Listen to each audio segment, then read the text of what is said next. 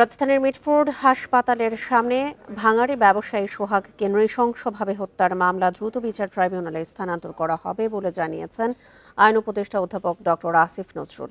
সকালে নিজের verified Facebook পেজে এক পোস্টে একথা জানান তিনি। আইন উপদেষ্টা বলেন, মিটফোর্ডের নারকীয় হত্যাকাণ্ডের দ্রুত বিচারে সরকার বদ্ধপরিকর। এই ঘটনার সাথে জড়িত 5 জনকে ইতোমধ্যে গ্রেপ্তার করা হয়েছে। পুলিশ সর্বোচ্চ গুরুত্ব দিয়ে তদন্ত শুরু করেছে। তিনি বলেন, এই পাশবিক হত্যাকাণ্ডের দ্রুত বিচার করে দৃষ্টান্তমূলক শাস্তি দেওয়ার ব্যবস্থা গ্রহণ করা হবে। দায়ীদের বিরুদ্ধে মামলা দ্রুত বিচার ট্রাইব্যুনালে স্থানান্তর করা হবে। দ্রুত বিচার ট্রাইব্যুনাল আইন 2002 এর ধারা 10 এর অধীনে দ্রুততম সময়ের মধ্যে বিচারের ব্যবস্থা করা হবে।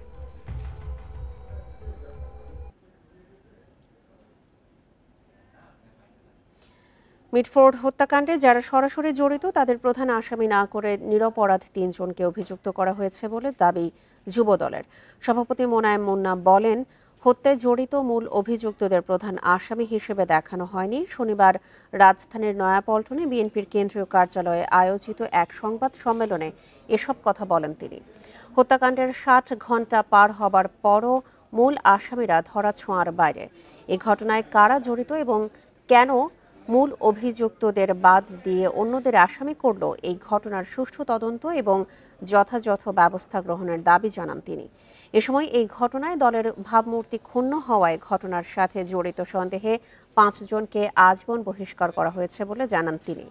আগামীতে দলের নেতাকর্মীরা কোনো অপরাধের সাথে জড়িত হলে সাংগঠনিকভাবে আরও কঠোর পদক্ষেপ নেওয়া হবে বলে জানান তিনি। মুন্না আরও অভিযোগ করেন যে সরকার উদ্দেশ্যপ্রণোদিতভাবে প্রশাসনকে ব্যর্থ করে রেখেছে। তিনি জোর দিয়ে বলেন, আইনশৃঙ্খলা বাহিনীকে কঠোর হওয়ার কোনো বিকল্প নেই। এই ঘটনায় যারা সরাসরি সংশ্লিষ্ট হিসাবে ভিডিও ফুটেজ ও সিসিটিভি ক্যামেরার ফুটেজে যাদের দেখা গেছে, আশ্চর্যজনকভাবে তাদেরকে মামলার প্রধান আসামি করা হয়নি। যারা প্রাণঘাতী আঘাতগুলো করেছে তারা অদ্যাবধি গ্রেপ্তারও হয় নাই। নতুন বাংলাদেশে কাউকে ফ্যাসিবাদী হয়ে উঠতে দেওয়া হবে না বলে মন্তব্য করেছেন বৈষম্য বিরোধী ছাত্র আন্দোলনের সভাপতি রিফাত রশিদ। সকালে ঢাকা বিশ্ববিদ্যালয়ের রাজু ভাস্কর্য মিটফোর্ডের নৃশংস হত্যাকাণ্ডের প্রতিবাদে আয়োজিত সংবাদ সম্মেলনে এই তথ্য জানান তিনি। মিটফোর্ড হত্যাকাণ্ড আইয়ামে জাহিলিয়াতের যুগকে মনে করিয়ে দেয়। প্রতিটি হামলা মামলার পেছনে একটি রাজনৈতিক দল জড়িত বলেও মন্তব্য করেন রিফাত রশিদ। এদিকে সোহাগ হত্যা ও রাজনৈতিক শেল্টারে চাঁদাবাজের প্রতিবাদে সন্ধ্যা 7টায় বৈষম্য বিরোধী ছাত্র আন্দোলন মশাল মিছিল করবে বলে জানিয়েছেন সংগঠনের সাধারণ সম্পাদক হাসান ইনাম। এর আগে বুধবার সন্ধ্যার কিছুক্ষণ আগে মিটফোর্ড হাসপাতাল এলাকায় মোহাম্মদ সোহাগ নামে ভাঙাড়ি ব্যবসায়ীকে জনসমক্ষে কুপিয়ে ও পাথর মেরে হত্যা করা হয়। সামাজিক যোগাযোগ মাধ্যমে ভিডিও ছড়িয়ে পড়লে দেশ জুড়ে শুরু হয় কঠোর সমালোচনা। গত জুলাইয়ের পর থেকে যখন আমরা একটা রক্তক্ষয়ী গণঅভ্যুত্থান পার হয়ে নতুন বাংলাদেশ গড়ার দিকে আমরা মনোযোগ দিলাম, তখন দেখতে পেলাম যে রাজনৈতিক শেল্টারে প্রায় 150-এর বেশি খুন। এগুলো আমাদের ইতিহাসের জন্য, আমাদের জন্য, আমরা যারা গণঅভ্যুত্থান করেছি, যারা গণঅভ্যুত্থানের অংশীজন ছিল, ফ্যাসিবাদ বিরোধী শক্তি ছিল, সবার জন্য লজ্জার। নতুন রাজনৈতিক বন্দোবস্ত বিনির্মাণের আকাঙ্ক্ষা থেকে আমরা একটি নতুন বাংলাদেশ সৃষ্টি করেছি। সেই বাংলাদেশে নতুনভাবে আমরা কাউকে ফ্যাসিবাদী হয়ে উঠতে দেব না। কার্যক্রমে কিছুটা ধীরগতি থাকলেও আইন শৃঙ্খলা রক্ষায় বাহিনীগুলো নির্লিপ্ত নয় বলেছেন স্বরাষ্ট্র উপদেষ্টা জাহাঙ্গীর আলম চৌধুরী। আর গণ অভ্যুত্থানের পর পুলিশ বাহিনীর মনোবল এখনও দুর্বল, তাই তারা শতভাগ কাজ করতে পারছে না বলে স্বীকার করলেন আইজিপি। আইনশৃঙ্খলা বাহিনীর কাজে রাজনৈতিক দলের নেতাকর্মী ও জনগণের সহিষ্ণু আচরণের প্রত্যাশা তাদের। সকালে ঢাকা জেলা পুলিশ লাইন্স পরিদর্শন শেষে এসব কথা বলেন তারা। গেল বুধবার মিটফোর্ড হাসপাতালের সামনে দিনে দুপুরে পাথরের আঘাতে হত্যা করা হয় ব্যবসায়ী মোহাম্মদ সোহাগকে। নৃশংস হত্যাকাণ্ডের ভিডিও সামাজিক যোগাযোগ মাধ্যমে ছড়িয়ে পড়ার পর সারা দেশে এখন নিন্দা ও প্রতিবাদের ঝড়। শনিবার ঢাকা পুলিশ লাইন্স পরিদর্শনের সময় এই বিষয়ে সাংবাদিকদের প্রশ্নের মুখে পড়েন স্বরাষ্ট্র উপদেষ্টা জাহাঙ্গীর আলম চৌধুরী। বলেন, আইন শৃঙ্খলা রক্ষায় কিছু ক্ষেত্রে ধীর হলেও অপরাধ নিয়ন্ত্রণে বাহিনীগুলো তৎপর আছে। ঘটনা ঘটলেই তৎক্ষণাৎ ব্যবস্থা নেওয়া হচ্ছে। চাঁদপুরের একটা ঘটনা ঘটছে, ওইটাও কিন্তু যেই ঘটাইছে তারে কিন্তু সাথে সাথেই কিন্তু আইনের আওতায় নিয়ে আসা হচ্ছে। এই যে দিলিপ্ততা, এটা আমি বলবো না, অনেক সময় দুই এক জায়গায় হয়তো একটু ডিলে হতে পারে, এটা হয়তো হইতে পারে, কিন্তু যেই সময় হচ্ছে আমরা কিন্তু সাথে সাথেই অ্যাকশন নিয়ে যাচ্ছি। একই অনুষ্ঠানে পুলিশ প্রধান জানান, ঢাকা সহ সারা দেশে আধিপত্য বিস্তারকারী ও চাঁদাবাজদের তালিকা করা হচ্ছে। পুলিশের মনোবল শতভাগ ফিরে না আসায় পরিস্থিতি নিয়ন্ত্রণে কিছুটা বেগ পেতে হচ্ছে। এইরকম একটা ট্রমাটিক এক্সপিরিয়েন্সের পরে এই আমার ফোর্সটাকে গুছাইয়া তাদেরকে 100% ইফেক্টিভ করা, এই জায়গাটায় কিন্তু আমি এখনো সন্তুষ্ট না। আপনারা যাই বলেন, I am still in the process. এদিকে নানা হামলা ও অপরাধমূলক কর্মকাণ্ডে জনমনে উদ্বেগ বেড়েছে। শুক্রবার খুলনায় যুবদলের এক বহিষ্কৃত নেতাকে গুলি করে হত্যা করে দুর্বৃত্তরা, আর চাঁদপুরে মসজিদের খতিবকে কুপিয়ে হত্যার চেষ্টা করেন এক মুসল্লি। Khaled Raihan, Independent News, Dhaka. সরকার মব জাস্টিস কোনোভাবেই বরদাস্ত করে না বলে মন্তব্য করেছেন পরিবেশ উপদেষ্টা সৈয়দা রিজওয়ানা হাসান। সকালে সাভারে উপজেলা প্রশাসনের উদ্যোগে একদিনে 1 লাখ চারা গাছ রোপণ কর্মসূচির উদ্বোধনী অনুষ্ঠানে যোগ দিয়ে সাংবাদিকদের প্রশ্নের জবাবে একথা বলেন। তিনি আরও বলেন, মব জাস্টিসের যে ঘটনাগুলো ঘটছে সেগুলোর সঙ্গে সরকারের কোনো সম্পৃক্ততা নেই। গত 3-4 মাসে যখনই মব জাস্টিসের খবর পাওয়া গেছে তখনই জড়িতদের গ্রেপ্তার করা হয়েছে বলেও উল্লেখ করেন পরিবেশ উপদেষ্টা।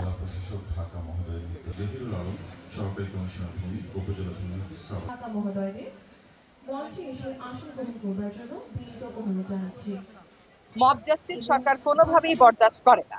এখন যে ঘটনাগুলো ঘটেছে সেগুলোর সাথে কোনো সরকার বা সরকারি দলের তো কোনো সম্পৃক্ততা নেই। যখনই মব জাস্টিস ঘটছে, অন্তত গত 3-4 মাস আপনারা দেখেছেন যে যেখানেই খবর পাচ্ছি সেখানেই আমরা আসামিকে গ্রেফতার করেছি এবং কোনো আসামি আর বের হতে পারছে না। এবার জানাবো জুলাই অভ্যুত্থান নিয়ে প্রতিবেদন।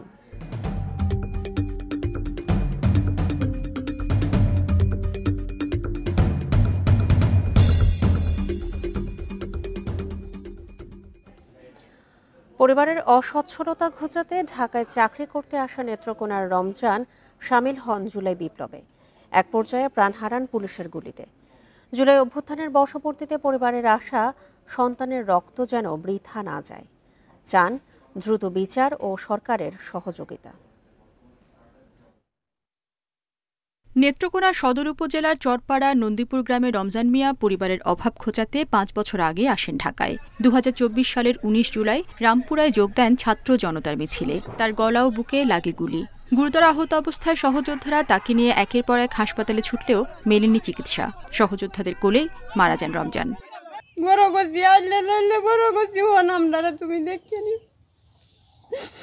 আর আমার হতে কইছে আমি থাকতে তোমরা কিনো জিনিসের কষ্ট দিতাম না, আমার শরীরে কোটা রক্ত থাকতে মা তোমরা কষ্ট দিতাম।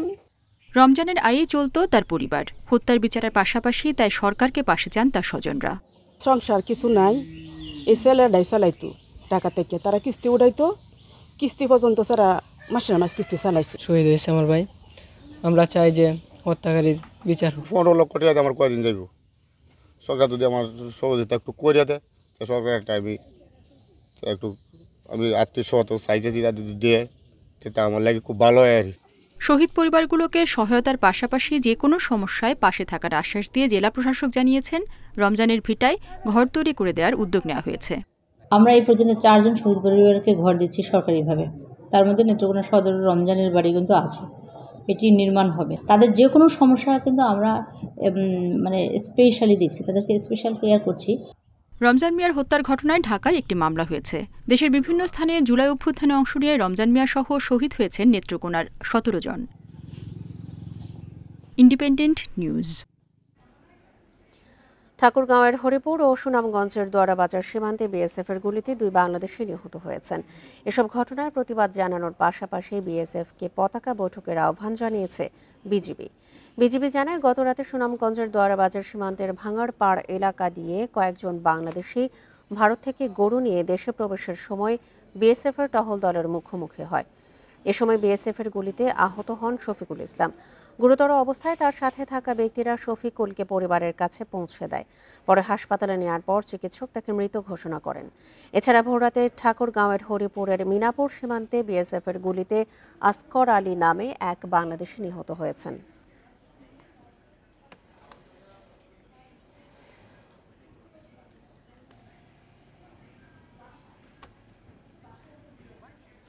এ নিয়ে আরও জানাতে সুনামগঞ্জ থেকে যোগ দিয়েছেন সহকর্মী জাকির হোসেন। জাকির, হত্যাকাণ্ডের পর সীমান্ত এলাকার পরিস্থিতি এখন কেমন দেখছেন? বিজিবির পক্ষ থেকে কি কোনো বিশেষ পদক্ষেপ নেওয়া হয়েছে?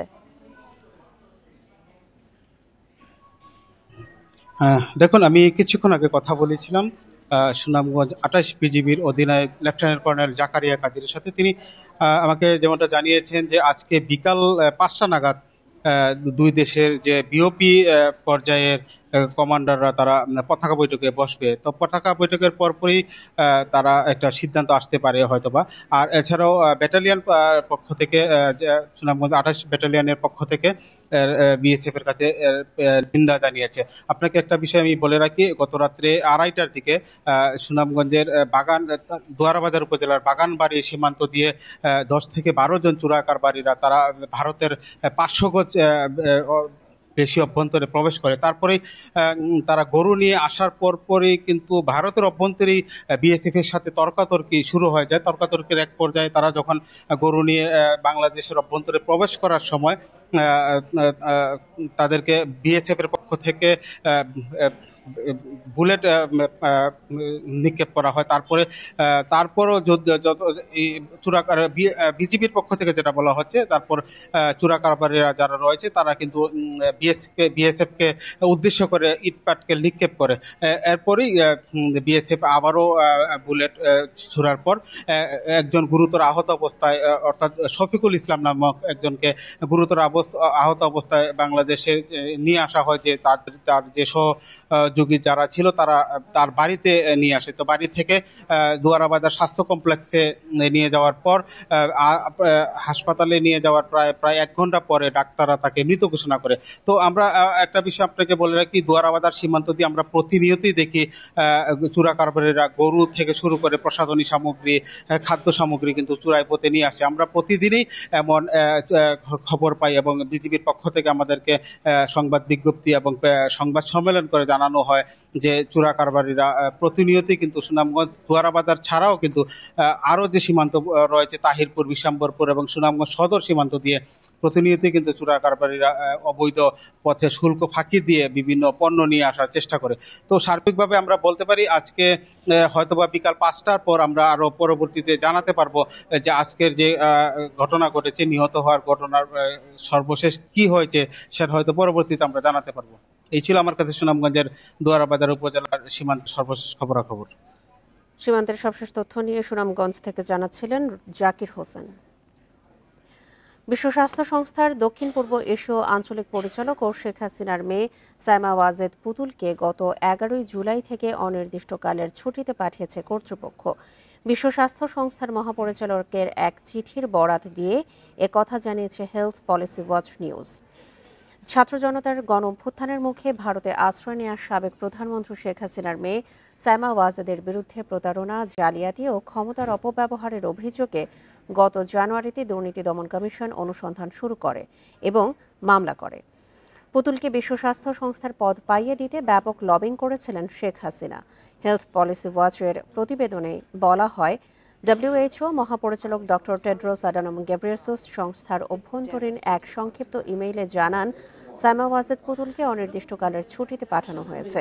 তার অনুপস্থিতিতে সহকারী মহাপরিচালক ডক্টর ক্যাথারিনা বোহম সিয়ারোর দায়িত্ব পালন করবেন।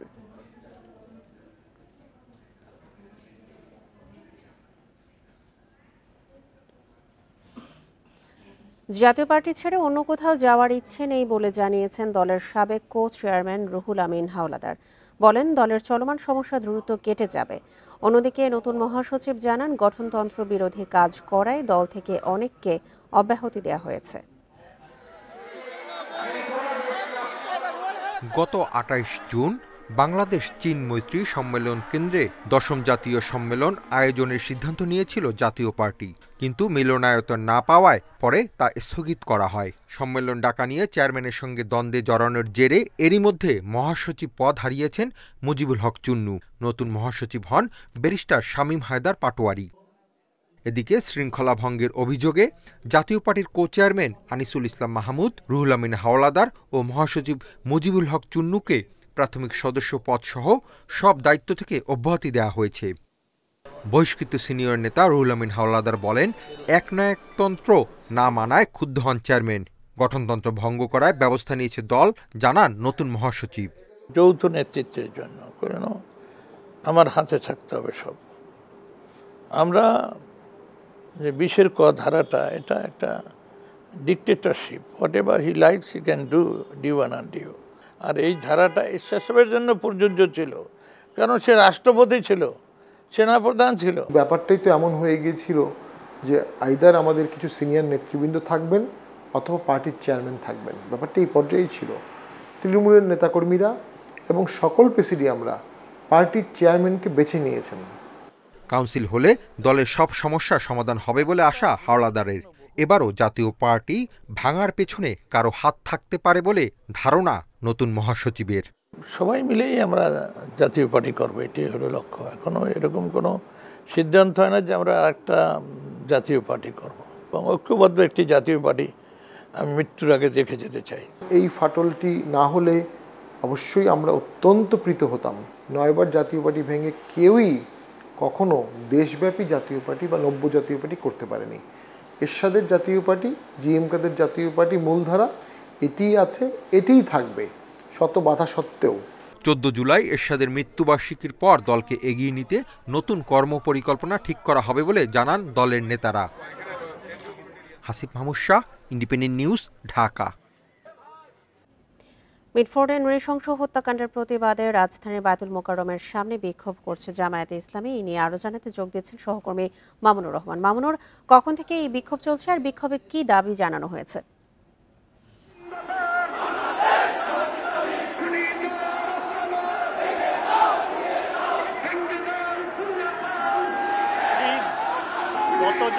গত সোহাগ হত্যাকাণ্ডের যে চট্টগ্রাম ঢাকার যে ঘটনা, সেই ঘটনার প্রতিবাদে কিন্তু আজ নামাজের পর বাংলাদেশ জামাতে ইসলামী দক্ষিণ থেকে একটি বিক্ষোভে ডাক দেওয়া হয়। সেই বিক্ষোভটি মাত্র শুরু হয়েছে বায়তুল মোকাররমের উত্তর গেট থেকে। আমি যদি এখানকার সার্বিক চিত্র আপনাকে দেখায়, দেখবেন যে জামাতের বিপুল একটি বড় মিছিল নিয়ে তারা বায়তুল মোকাররমের উত্তর গেট থেকে যাত্রা শুরু করেছে। এই যাত্রাটা তারা শাহবাগ গিয়ে আবার প্রদক্ষিণ করে বায়তুল মোকাররমে এসে সেই স্বর কথা রয়েছে। তারা এখান থেকে যে দাবিটি জানাচ্ছেন যে যারা এই হত্যাকাণ্ডের সাথে জড়িত এবং যারা এর প্রত্যক্ষভাবে মদত দিচ্ছেন তাদের সকলকে বিচারের আওতায় আনতে হবে। তাছাড়া এরকম প্রায় সময় যে অনাকাঙ্ক্ষিত ঘটনা ঘটে, যাদের মদতে কিভাবে তারা প্রতিবারই ছাড় পেয়ে যাচ্ছেন এবং বিভিন্ন দল থেকে তাদের বহিষ্কার করা হলো, পুনরাবৃত্তি কেন ঘটছে, সেই সব বিষয়ে কিন্তু তারা এই জামাতে ইসলামী নেতাকর্মীরা প্রশ্ন রাখেন। তারা বলেন যদি এর কঠিন বিচার না হয় তাহলে এইসব ঘটনা কিন্তু বারবারই ঘটতে থাকবে। তাই তারা বলছেন যে এর দ্রুত একটি দৃষ্টান্তমূলক শাস্তির আওতায় আনতে হবে, যাতে পরবর্তীতে কোনো নেতা কর্মীরা কোনো দলেরই যেন এমন নৃশংস হত্যাকাণ্ডের সাথে জড়াতে না পারে। তারা বলছেন যে হত্যাকাণ্ডটি ঘটেছে আসলে সেটা খুবই মর্মান্তিক ঘটনা। এমন হত্যাকাণ্ড তারা বলছেন বিগত কয়েক বছরে তারা হয়তো দেখেনি। বলছেন যে এই হত্যাকাণ্ডের যে নির্মম বিচার, সেই নির্মম বিচার এমন নির্মম যে হত্যাকাণ্ডের বিচার হতে হবে এমন দৃষ্টান্তমূলক, যেটি ভবিষ্যতে একটি উদাহরণ হিসাবে থাকে। ভবিষ্যতের কোনো দলের কর্মীরা নেতারা জানে এমন বিচারকাণ্ডের ফলে আর করতে সাহস না পায়, সেই দাবি জানায়। বায়তুল মোকাররম থেকে ছিল এই আমার কাছে সর্বশেষ। বায়তুল মোকাররম এলাকা থেকে সবশেষ তথ্য জানাচ্ছিলেন সহকর্মী মামুনুর রহমান। মিটফোর্ডের হত্যার ঘটনা নিয়ে কোনো রাজনৈতিক দল ফায়দা লোটার চেষ্টা করছে বলে অভিযোগ করেছেন বিএনপির সিনিয়র যুগ্ম মহাসচিব রুহুল কবির রিজভী। উত্তরায় ফ্রি মেডিকেল ক্যাম্পের উদ্বোধনের সময় এই মন্তব্য করেন তিনি। রুহুল কবির রিজভী বলেন, বিএনপি বড় দল হওয়ায় দু একজন দুষ্কৃতিকারী ঢুকে পড়ে। দুষ্কৃতিকারীদের কোনোভাবে যদি চিহ্নিত করা যায় তাদের বিরুদ্ধে ব্যবস্থা নিতে কার্পণ্য করে না দল। গত পরশু রাতে পাবনার সুজানগরে বিএনপির দু গ্রুপের সংঘর্ষের ঘটনা ঘটেছিল। সেই রাতেই তাদের বহিষ্কার করা হয়েছে। গতকালের যে হৃদয় বিদারক ঘটনা ঘটেছে এর সাথে রাজনীতির কোনো সম্পর্ক নেই, অথচ কোনো কোনো রাজনৈতিক দল ওই ঘটনাকে রাজনৈতিক রং দেওয়ার চেষ্টা করছে। এখানে দল কোথায় জড়িত, যেখানে দলের পদ পদবি নিয়ে সংঘর্ষ হয়নি। বিএনপির নামে, দলের নামে বা এই সমাজে কোন দুষ্কৃতিকারী, কোন ঘাতক, কোন ধরনের অপরাধকারী, সমাজ বিরোধী কেউ যেন দলে আশ্রয় না পায়। যদি দেখেন তার এই ঘটনা, সাথে সাথে আপনারা ব্যবস্থা গ্রহণ করবেন। আগে বিচার ও সংস্কার, তারপর নির্বাচন, এই কথা বিএনপি আর শুনতে চায় না বলে মন্তব্য করেছেন দলের স্থায়ী কমিটির সদস্য ডক্টর আব্দুল মঈন খান। সকালে রাজশাহীর ভুবনমোহন পার্কে মহানগর বিএনপি আয়োজিত নতুন সদস্য সংগ্রহ ও নবায়ন কর্মসূচিতে ফর্ম বিতরণ সভায় এ কথা বলেন তিনি। সংস্কার ও বিচার চলমান প্রক্রিয়া উল্লেখ করে মঈন খান বলেন, অন্তর্বর্তী সরকারের প্রধান দায়িত্ব গণতন্ত্র ফিরিয়ে আনা, সেই সঙ্গে যত দ্রুত সম্ভব নির্বাচনের মাধ্যমে জনগণের হাতে গণতন্ত্র ফিরিয়ে দেয়া।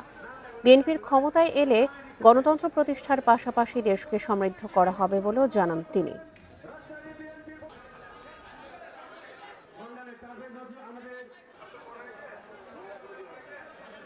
কারোর মুখে আমরা এটা শুনতে চাই না যে আগে সংস্কার হবে, আগে বিচার হবে, পরে গণতন্ত্র হবে, পরে নির্বাচন হবে।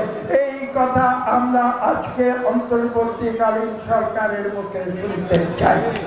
সংস্কার এবং বিচার দুটোই কিন্তু একটি চলমান প্রক্রিয়া। শুল্ক আরোপের কয়েকটি বিষয় অমীমাংসিত রেখেই ওয়াশিংটনে শেষ হয়েছে যুক্তরাষ্ট্রের সাথে বাংলাদেশের বৈঠক। তবে দ্বিতীয় দফা বাণিজ্য আলোচনার তৃতীয় ও শেষ দিনের শুক্রবার বেশ কিছু বিষয়ে একমত হয়েছে ঢাকা ও ওয়াশিংটন। প্রধান উপদেষ্টার প্রেস উইং এর পাঠানো এক বার্তায় এসব তথ্য জানানো হয়। দুই দেশের বাণিজ্য মন্ত্রণালয় ও এই বিষয় নিয়ে আগামীতে আরও আলোচনা করবে জানিয়েছে প্রেস উইং। সেই আলোচনা ভার্চুয়ালি এবং সামনাসামনি দুই প্রক্রিয়াতেই হতে পারে। যুক্তরাষ্ট্রের শুল্ক নিয়ে বৈঠক শেষে বাণিজ্য উপদেষ্টা শেখ বশিরউদ্দিন, বাণিজ্য সচিব মাহবুবুর রহমান ও অতিরিক্ত সচিব ডক্টর নাজনীন চৌধুরীর আজ ঢাকায় ফেরার কথা রয়েছে। আলোচনার ধারাবাহিকতা রক্ষায় প্রয়োজনে তারা আবারও যুক্তরাষ্ট্রে যেতে পারেন বলে জানায় প্রেস উইং।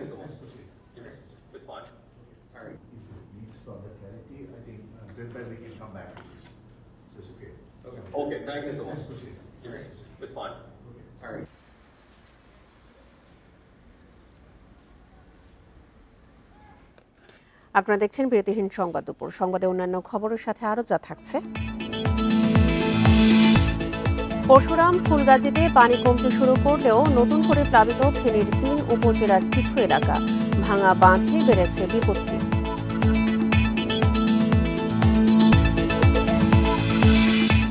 ডিএনসিসি হাসপাতালে পরীক্ষায় 25% ডেঙ্গু রোগী, চিকুনগুনিয়ার প্রকোপও বাড়ছে। সচেতনতা বাড়ানোর উদ্যোগ দক্ষিণ সিটির।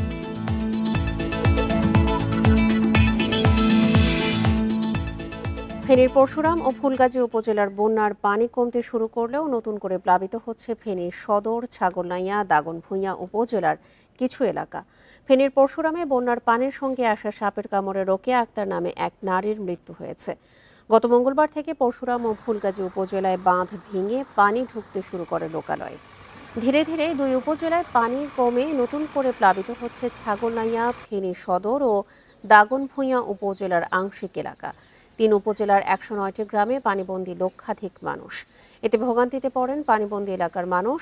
এখনও আশ্রয় কেন্দ্রে আছে 5,000 মানুষ। বাঁধ মেরামতের বিষয়ে দ্রুত সিদ্ধান্ত নেওয়া হবে বলে জানিয়েছে পানি উন্নয়ন বোর্ড। জনগণের নিরাপত্তার কথা বিবেচনা করে বন্যা কবলিত কিছু এলাকায় সাময়িকভাবে বিদ্যুৎ সরবরাহ বন্ধ রাখা হয়েছে।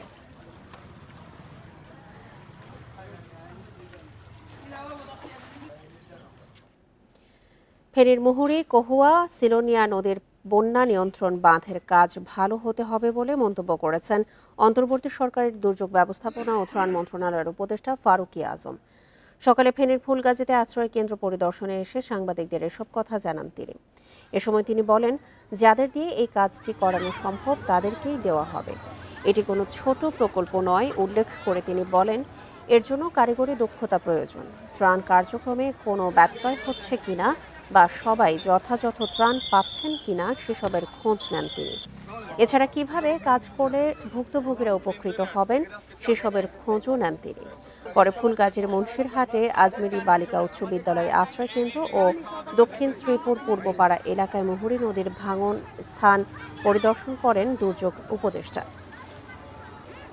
নাম্বার 1 হইতে হবে, এক ক্লাস হইতে হবে, কারণ বারবার এত বড় প্রজেক্ট নিয়ে কাজ করা যাবে না। একটা অভিজ্ঞতা তো আমাদের হয়েছে যে এইরকম বাঁধ এই ধরনের বন্যা পরিস্থিতি মোকাবেলা করতে পারবে না। এটা করতে হলে আরো শক্তিশালী বাঁধ এবং উদ্যোগ আয়োজন প্রয়োজন। ফেনীর বন্যায় শুধু ফসলের ক্ষতিই নয়, কেড়ে নিয়েছে কৃষকের স্বপ্ন। ফুলগাজীর মুন্সিরহাটের কৃষক রাসেল গরু হারিয়ে শোকে কাতর। এছাড়াও ঘেরের মাছ ও পোলট্রি খামারের ক্ষয়ক্ষতিতে দিশেহারা তার মতো আরও অনেকেই। ক্ষতিগ্রস্তদের তালিকা করে প্রণোদনা দেওয়া হবে বলে জানিয়েছেন জেলা প্রশাসক। ফেনীর ফুলগাজীর মুন্সিরহাট ইউনিয়নের কমুয়া গ্রামের কৃষক রাসেল সাধ্যের সবটুকু দিয়ে লালন করেছিলেন দুটি গরু। উদ্দেশ্য আগামী কোরবানির হাটে বিক্রি, কিন্তু প্রকৃতির নির্মম আঘাতে সে স্বপ্ন এখন অতীত। বানের পানিতে ভেসে যাওয়া গরু হারিয়ে দিশেহারা রাসেল। সত্যি আমার গরু বাসায় নিয়ে গেছে, তখন আমরা সবাই অনেকজন গেছে, গ্রামীওয়ালা যাই সবাই কাতর হয়ে গেছে, গরু আর ফিরে আনতে পারে নাই, গরু মারা গেছে। ঘরের মুখ আছে, মুখ বরাবর ভাঙনারা ভাঙছে। এখনো কোনো সরকারি কোনো লোক কোনো কর্মকর্তা আসে এখনো দেখো না। শুধু রাসেলই নয়, তার মতো আরো অনেক কৃষক, উদ্যোক্তা ও খামারির স্বপ্ন কেড়ে নিয়েছে বন্যা। একটা জায়গাতে 4-5টা রাখছি, তো ওই চাবাচাবি করে অনেকগুলো মুরগি নষ্ট হয়েছে। বাড়িতে পানি উঠছে, গরু ঘরেও পানি, আর থাকার ঘরেও পানি, বাচ্চা কাচ্চা নিয়ে বহুত কষ্ট হইতে আছে। ক্ষতি পুষিয়ে নিতে ক্ষতিগ্রস্তদের তালিকা করে সে অনুযায়ী প্রণোদনা দেওয়া হবে বলে জানিয়েছেন জেলা প্রশাসন। ক্ষতিগ্রস্ত খামারি রয়েছেন তাদেরকে কিভাবে পুনর্বাসন করা যায় সে বিষয়টি আমরা দেখব, এবং এই রকম আপনাদেরকেও আহ্বান করব যারা এরকম ক্ষতিগ্রস্ত আছে তাদের যদি পূর্ণাঙ্গ ঠিকানা আমাদেরকে দেওয়া হয় আমরা অবশ্যই জেলা প্রশাসনের পক্ষ থেকে, সরকারের পক্ষ থেকে তাদের পাশে দাঁড়াবো। এবারে বন্যায় 2000-এর বেশি পুকুর ও মাছের ঘের ভেসে গেছে। প্রাণী সম্পদে এখন পর্যন্ত প্রায় 65 লাখ টাকার ক্ষতি হয়েছে। Independent news. বৃষ্টি কমায় ফেনী সহ বিভিন্ন জেলার প্লাবিত এলাকা থেকে পানি নামা শুরু করেছে। এসব এলাকায় ক্ষয়ক্ষতি নিরূপণের কাজ শুরু করছে কৃষি ও প্রাণী সম্পদ বিভাগ। মাধ্যমে হয়তো কৃষকরা আবার ইনশাআল্লাহ ফিরে আসবে। নোয়াখালীতে টানা বৃষ্টি ও জলাবদ্ধতায় 7800 হেক্টর জমির ফসল ক্ষতিগ্রস্ত হয়েছে, আর লক্ষ্মীপুরে 400 হেক্টরের বেশি বীজতলা ও 200 হেক্টর জমির শাকসবজি নষ্ট হয়েছে। এছাড়া ভেসে গেছে 300-এর বেশি পুকুর ও ঘেরের মাছ। ভেন্ডি, কাঁচামরিচ, টমেটো, কহি অনেক কিছু লাগাইছে, কিন্তু সব আমার মনে করেন এই পানিতে উঠে আমার সব কিছু নষ্ট হয়ে গেছে। 5 ঘন্টা জমি মনে করেন কি করে বাঁচি, মনে করেন ডুবি গেছে, পানি কেন বাঁচুন। খাগড়াছড়ির কবাখালী ও মেরুং ইউনিয়নেও বৃষ্টি ও পাহাড়ি ঢলে আউশ ও গ্রীষ্মকালীন ফসলের ক্ষতি হয়েছে। রেশমি নন্দী, ইন্ডিপেন্ডেন্ট নিউজ। সামান্য বৃষ্টিতেই হাঁটু পানিতে তলিয়ে যাচ্ছে বরিশাল নগরী। এতে টানা জলাবদ্ধতায় চরম দুর্ভোগ পোহাতে হয় নগরবাসীকে। ড্রেনেজ ব্যবস্থা খারাপ থাকায় এমন পরিস্থিতি বলছেন তারা। তবে নগরবাসীর সচেতনতার অভাবকেও দায়ী করছে সিটি কর্পোরেশন। পানি নিষ্কাশন স্বাভাবিক রাখতে সবার সহায়তা চেয়েছে কর্তৃপক্ষ। বরিশালে 159 মিলিমিটার বৃষ্টিপাত রেকর্ড করা হয় 9 জুলাই। এর ফলে 68 বর্গ কিলোমিটার নগরীর প্রায় সব রাস্তা তলিয়ে যায়, সৃষ্টি হয় জলাবদ্ধতা। এতে চরম দুর্ভোগ পোহাতে হয় নগরবাসীকে। ভারী বৃষ্টি হলেই এভাবে পানি জমে যায়। এ সমস্যার স্থায়ী সমাধানের দাবি স্থানীয়দের। বরিশাল শহর নাই, এখন পানি, সমুদ্র আর সমুদ্র এইরকম মনে হইতেছে। রাস্তা জলাবদ্ধতার কারণে এমন একটা অবস্থা হয় যে আমরা হাঁটু সমান পানিও মাঝে মধ্যে হয়ে যায়। পানি নিষ্কাশনের অব্যবস্থার কারণে এই আমাদের এই কাদা পানি মেখে তারপরে বাইরে বেরোতে হয়। পানি উন্নয়ন বোর্ড বলছে কীর্তনখোলা নদীর পানি বিপদসীমার নিচে, কিন্তু ড্রেনেজ ব্যবস্থা ভালো না হওয়ায় বৃষ্টির পানি জমে যাচ্ছে। ড্রেনেজ সিস্টেমের ত্রুটি বা ড্রেনগুলো যে করা হয় এগুলোর যে লম্বালম্বি যে একটা ঢাল থাকে, এই ঢালটা ঠিকমতো ওভারঅল ড্রেনটা পরিকল্পিত ড্রেন যদি হয় সিটির জন্য, তাহলে আশা করি এই পানিটা সহজেই নদীতে পৌঁছে দেওয়া যায়। ময়লা আবর্জনায় ভরাট হওয়া নালাগুলো পরিষ্কার করা হয় না অনেক দিন। বিষয়টা স্বীকার করে সমাধানের আশ্বাস সিটি কর্পোরেশনের। আমাদের ড্রেনগুলো আগে পরিষ্কার হয়নি কখনো। এই বছর আমরা আমাদের প্রশাসন নিজে দাঁড়িয়ে থেকে এই ড্রেনের ভিতরে ময়লাগুলা এরকম অবস্থা যে এগুলা জমাটবদ্ধ হয়ে কেকের মতো হয়ে গেছে। ড্রেনের ভিতরে কোনো ময়লা ফেলবে না, ময়লা ফেলার জন্য আলাদা জায়গা থাকবে, আর ড্রেনগুলো শুধুমাত্র পানির জন্য। বরিশাল নগরীতে বর্তমানে 180 কিলোমিটার ড্রেন রয়েছে, নতুন করে কাজ চলছে আরও 50 কিলোমিটারের। Independent news. সংস্কারের অভাবে ব্যবহারের অনুপযোগী হয়ে পড়েছে মাগুরা কেন্দ্রীয় বাস টার্মিনাল। ড্রেন ভরাট হওয়ায় সামান্য বৃষ্টিতেই তৈরি হয় জলাবদ্ধতা। এতে ভোগান্তি বেড়েছে টার্মিনাল ব্যবহারকারীদের। যদিও দ্রুত ব্যবস্থা নেওয়ার আশ্বাস দিয়েই দায় সারছে পৌর কর্তৃপক্ষ। সামান্য বৃষ্টিতেই জলাবদ্ধ হয়ে পড়ে মাগুরা কেন্দ্রীয় বাস টার্মিনাল। পানি নিষ্কাশনের ব্যবস্থা না থাকায় দীর্ঘদিন ধরেই এই অবস্থা। এছাড়াও টার্মিনাল জুড়ে বড় গর্ত তৈরি হওয়ায় প্রায় দুর্ঘটনার কবলে পড়ে অটোরিকশা, ইজি বাইক সহ বিভিন্ন যানবাহন। কাদা মাজা বাজে থাকলে তো এই টার্মিনালই কানা হয়ে যাবে, তার টার্মিনালে লোক আসবে না। আমরা এরকম ভাবে থালি তো এর আসা চলবে না। মোটরের সমস্যা হয়, ব্যাটারির সমস্যা হয়, আর কন্ট্রোল বক্স আছে তার সমস্যা হয়, গাড়ির টায়ার টিউবের সমস্যা হয়। কাউন্টার মালিকরা বলছেন, পৌর কর্তৃপক্ষকে নিয়মিত কর দেওয়া হলেও তাদের উদাসীনতার কারণেই এই অবস্থা তৈরি হয়েছে। আমাদের কাউন্টারের মধ্যেও পানি উঠে যায় এবং এই সংস্কারের কাজের জন্য কয়েকবারই প্রতিনিধিদের জানানো হয়েছে, কিছুক্ষণ পরেই তারা আবার ভুলে যায়। পানি এইভাবে জমেই থাকে, ইনরা একটু খেয়াল দিলে এই জায়গার উন্নতি হয়, কিন্তু ইনরা তো আসলে খেয়াল করে না। টার্মিনাল সংস্কারে প্রকল্পের মাধ্যমে কাজ শুরুর আশ্বাস পৌর কর্তৃপক্ষের। আমাদের একটা প্রকল্প আছে আর ইউটিডিপি, এই প্রকল্পের আওতায় আমরা বাস টার্মিনালের এই এলাকা ভবন সংস্কার মেরামত ও সংস্কারের জন্য প্রস্তাব দিয়েছি। ওই প্রকল্প ইনশাল্লাহ শুরু হলে আমরা বাস্তবায়ন করব। 2001 সালে 3 একর জমিতে গড়ে ওঠে মাগুরা কেন্দ্রীয় বাস টার্মিনাল। দক্ষিণাঞ্চলের 16 জেলার বাস চলাচল করে এই টার্মিনাল থেকে। Independent news. রাজধানীর মহাখালীর ডিএনসিসি হাসপাতালে পরীক্ষায় 25% রোগীরই ডেঙ্গু ধরা পড়ছে। পাশাপাশি বাড়ছে চিকুনগুনিয়ায় আক্রান্ত রোগীও। বহির্বিভাগে আসা রোগীদের ক্ষেত্রে এই তথ্য মিলেছে। এদিকে পুরো জুন মাসে যে সংখ্যক ডেঙ্গু রোগী এই হাসপাতালে ভর্তি হয়েছেন, জুলাইয়ের 10 দিনেই হয়েছেন তার চেয়ে বেশি। কয়েকদিন ধরে জ্বরের সঙ্গে গায়ে ব্যথা পোশাককর্মী সবিতা রানীর। চিকিৎসা নিতে এসেছেন মহাখালী ডিএনসিসি হাসপাতালে। শুধু এবারই নয়, কয়েকদিন আগেও জ্বরে ভুগছিলেন তিনি। হাতে পায়ে ব্যথার তীব্রতায় দিশেহারার মতো অবস্থা তার। এখন খালি জ্বর, আর এই হাঁটতে পারি না, আডুতে ব্যথা, কোমরে ব্যথা, গিডি ব্যথা, কিছু ধরতে পারি না। এই হাসপাতালের বহির্বিভাগে প্রতিদিন ঠান্ডা জ্বরের চিকিৎসা নেন 4 থেকে 500 রোগী। এদের মধ্যে 100 থেকে 150 জনের ডেঙ্গু পরীক্ষা করা হয়, যেখানে কমপক্ষে 40 জনেরই ধরা পড়ছে এ রোগ। অনেকের আবার চিকুনগুনিয়াও হচ্ছে। আউটডোরে পেশেন্ট আসে জ্বর, হয়তো আমরা টেস্ট করলে যদি যাদের টেস্ট করা হয় তাদের 40 থেকে 50টা পাওয়া যায়, কিন্তু সবগুলোকে টেস্ট করা হয় না। আমাদের রিপোর্ট করে ফিভার নিয়ে টেস্ট হয়তো করে অ্যারাউন্ড, আমাদের টেস্ট অ্যারাউন্ড হচ্ছে 100 থেকে 150। ডিএনসিসি হাসপাতালে 24 ঘন্টা ডেঙ্গু ও চিকুনগুনিয়া পরীক্ষার সুবিধা রয়েছে। তবে আক্রান্তদের উপসর্গ দেখা দেওয়ার পরও দেরিতে হাসপাতালে আসায় জটিলতা বাড়ছে বলে জানান হাসপাতাল কর্তৃপক্ষ।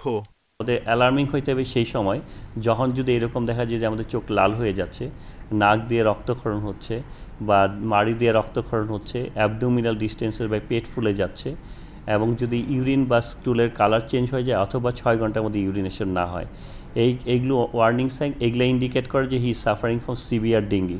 ডেঙ্গুর যে ভীতিটা রয়েছে যে আপনার ডেঙ্গু শক সিনড্রোম করা, কারণ ওখানে রক্ত থেকে পানি বেরিয়ে আসে, বিভিন্ন জায়গায় পানি জমে যায়, এবং এই ডেঙ্গু শক সিনড্রোম আর কখনো কখনো আপনার হেমোরেজিক ফিভার, অর্থাৎ প্লাটলেট খুবই কমে গেলে তখন কারো কারো রক্তক্ষরণের সম্ভাবনা বেড়ে যায়।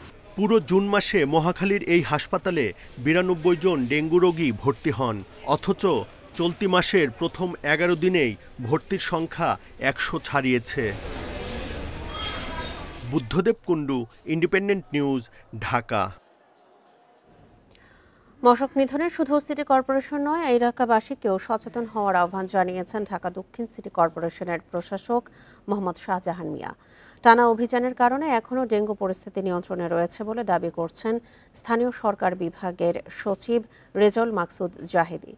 সকালে রাজধানীর পুরান ঢাকায় এলাকায় প্রায় ৬ শতাধিক পরিচ্ছন্নতা কর্মী নিয়ে মশক নিধন অভিযান চালানোর সময় এসব কথা জানান তারা। আসন্ন বর্ষায় মশার উপদ্রব কমাতে নিজ নিজ বাড়ির আঙিনা পরিষ্কার রাখার আহ্বান জানান কর্মকর্তারা। বলেন, কারো একার প্রচেষ্টায় ডেঙ্গু পুরোপুরি নির্মূল সম্ভব নয়, এজন্য এলাকার সবাইকে এগিয়ে আসতে হবে।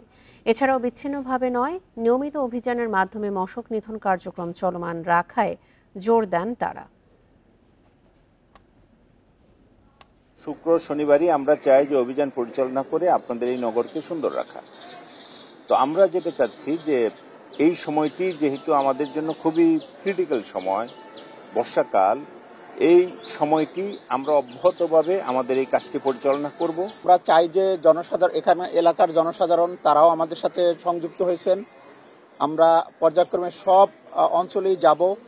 আমরা চাই যে জনগণ এই প্রক্রিয়ার সাথে আমাদের সাথে সংযুক্ত হোক।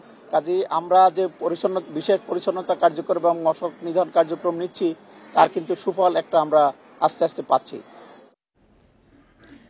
জলবায়ু পরিবর্তনের বিরূপ প্রভাব মোকাবেলায় বৃক্ষরোপণের বিকল্প নেই।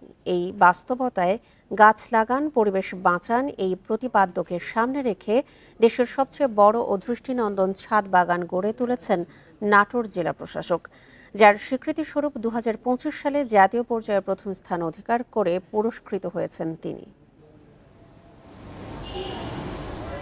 নাটোর জেলা প্রশাসকের কার্যালয়ের ছাদ, যার আয়তন প্রায় 21,000 বর্গফুট। একসময় যেখানে ছিল শুধুই কংক্রিট, এখন সেখানে শোভা পাচ্ছে সবুজের সমারোহ। এই বাগানে ফলদ, বনজ, ঔষধি সহ 80 প্রজাতির 450 বৃক্ষ রয়েছে।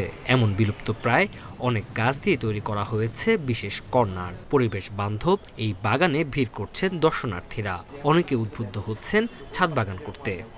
এইখানে হচ্ছে বিভিন্ন প্রজাতির গাছ আছে, ফুলের গাছ, ফলের গাছ এবং কি ঔষধি গাছ। আমার মনে হয় যে নাটোরে যে সমস্ত ছাদ আছে তারা যদি এইভাবে ছাদ বাগান করেন, তাহলে একদিকে যেমন ফলজ বৃক্ষ লাগালে আমাদের ভিটামিনের চাহিদা পূরণ হবে, আমাদের ক্ষুধা নিবৃত্ত হবে। এই বাগানের পেছনের উদ্দেশ্য ছিল পরিবেশ রক্ষা, অক্সিজেন উৎপাদন এবং মানুষের মাঝে আগ্রহ বৃদ্ধি। 2025 সালে জাতীয় পর্যায়ে প্রথম স্থান অধিকার নাটোরবাসীর জন্য গর্বের বলছেন জেলা প্রশাসক। একটা অক্সিজেন ফ্যাক্টরি তৈরি হয়েছে এই ছাদ বাগানের মাধ্যমে এবং একটা পরিবেশ বান্ধব একটা সিচুয়েশন তৈরি হয়েছে এখানে। যারাই আসবেন, এখানে যে সেবা প্রার্থীরা আসবেন বা যারা এই অফিসে কর্মরত আছেন, সবাই এখানে এসে একটা সুন্দর পরিবেশ এখানে পাবে। জেলা প্রশাসকের এই উদ্যোগকে প্রশংসনীয় বলছেন বিশিষ্টজনরা। সরকারি অন্য অফিসে এমন উদ্যোগ নেওয়ার আহ্বান তাদের। জেলা প্রশাসকের ছাদ বাগানটি জাতীয় পুরস্কার প্রাপ্ত হয়েছে, যা শুধু জেলা প্রশাসকের সুনাম বাড়ায়নি, বরং নাটোরবাসীরও সুনাম বাড়িয়েছে। জলবায়ু পরিবর্তনের প্রভাব মোকাবেলায় এই ছাদ বাগান অনন্য উদ্যোগ, যা একদিকে পরিবেশ রক্ষার বার্তা দিচ্ছে, অন্যদিকে সাধারণ মানুষকে বৃক্ষরোপণে উদ্বুদ্ধ করবে। Independent news. নির্ধারিত সীমার দ্বিগুণ গতিতে গাড়ি চলে ঢাকা এলিভেটেড এক্সপ্রেসওয়েতে। একটি দুটি নয়, দিনে অন্তত 300 গাড়ি এই সীমা লঙ্ঘন করে। এতে দুর্ঘটনাও কম নয়। এসব রোধে ভিডিও দেখিয়ে মামলা দিচ্ছে ট্রাফিক বিভাগ। 18 দিনে 2500-এর বেশি মামলা হয়েছে, এতে সুফলও মিলছে। শুরুর চেয়ে এখন মামলার সংখ্যা কমেছে। ভবিষ্যতে মহাসড়কেও এমন মামলার চিন্তা পুলিশের। শাহজালাল বিমানবন্দর থেকে হাতিরঝিল পর্যন্ত এলিভেটেড এক্সপ্রেসওয়ে মাত্র 11 কিলোমিটার। এর মাঝেই নির্ধারিত সীমার প্রায় দ্বিগুণ গতি তুলছেন অনেক চালক। সড়কটির নিয়ন্ত্রক প্রতিষ্ঠানের হিসাবে প্রতিদিন অন্তত 300 গাড়ি ঘন্টায় 150 কিলোমিটারে চলার চেষ্টা করে। এতে অনেক সময় দুর্ঘটনাও ঘটছে। এদের থামাতে সিসি ক্যামেরার ফুটেজ পাঠানো হচ্ছে পুলিশকে। সেখানে স্বয়ংক্রিয়ভাবে দেয়া হচ্ছে মামলা, যার কপি ডাকে পাঠানো হয় মালিকের ঠিকানায়। আমি মনে করি এটা ভালো একটা দিক, কারণ ওভার স্পিড আসলে কোনো জায়গাতেই ভালো না। লিমিট ছিল 80, কিন্তু আমি এখানে চালাইছি 110-এ। সেই কারণে হয়তো মামলাটা দিচ্ছে। প্রতিদিনই আমরা যেটা দেখছি, ওনারা আমাদেরকে যেটা দিচ্ছে, তাতে প্রায় 200-250 এরকম মামলা, 180 এ ধরনের মামলা হচ্ছে। তো 500 থেকে কমে এসেছে, এসে 200-180 এরকম চলে আসছে। গতিসীমা লঙ্ঘনে প্রথমবার জরিমানা 2500, পরে প্রতিবারে 5000 টাকা। 3 বার মামলা হলে ওই গাড়ি কালো তালিকাভুক্ত হয়। এখন পর্যন্ত অ্যাভারেজে প্রায় 300 মামলার মতো আমরা ঘটনার মতো আমরা পাই। তো ওভার স্পিড যারা করছেন তাদেরকে আমরা ইতিমধ্যে প্রায় 1000-এর মতো নোটিশও করেছি। জুনের শেষ দিক থেকে 18 দিনে এমন মামলা 2636টি। ডিএমপি বলছে এরই মধ্যে সুফল মিলতে শুরু করেছে। ভবিষ্যতে অন্য সড়কেও এই উদ্যোগ নেওয়া হতে পারে। আমাদের মূল উদ্দেশ্য এটি হচ্ছে সাধারণ মানুষকে সচেতন করা, যে আমরা যেন ট্রাফিক আইনের প্রতি সবাই একটু শ্রদ্ধাশীল হই এবং এর মাধ্যমে আমরা সড়ক দুর্ঘটনা অবশ্যই আমরা কমিয়ে আনতে সমর্থ হব এবং আমরা সবাইকে একটি ভালো নগরী উপহার দিতে সক্ষম হব। মেহেদী হাসান, ইন্ডিপেন্ডেন্ট নিউজ, ঢাকা। এ ছিল বিরতিহীন সংবাদ দুপুরে। ধন্যবাদ সবাইকে।